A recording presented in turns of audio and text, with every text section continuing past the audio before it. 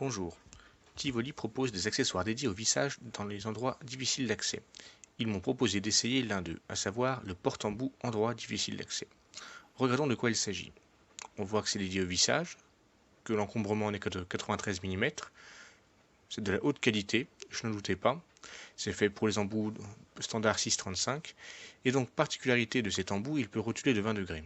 Au verso, il est indiqué que c'est l'accessoire indispensable pour visser et percer. Alors, elle se présente comme un porte-embout classique, mais en tirant les petites bagues, on peut le faire rotuler de 20 degrés. On va changer l'embout sur ma visseuse. On voit que c'est un peu plus long qu'un porte-embout classique.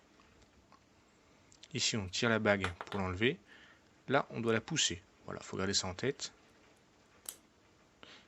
On le met sur la visseuse. Et donc, quand on tire la petite bague, ça rotule. Voilà.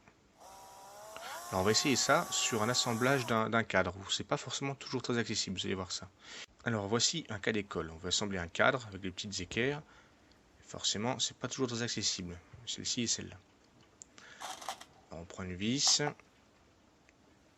Et avec un porte-embout classique, vous voyez que le mandrin, il frotte. Et si on essaie de visser, ça va de travers. Ah, c'est pas bon pour l'embout. En tout cas, j'aime pas ça, ça les abîme les vis. Alors, on va essayer justement cet accessoire de Tivoli. Oups. Voilà, on met l'embout à la place. Comme ça.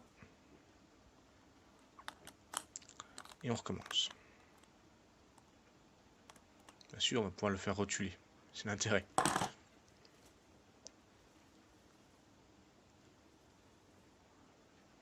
Voilà.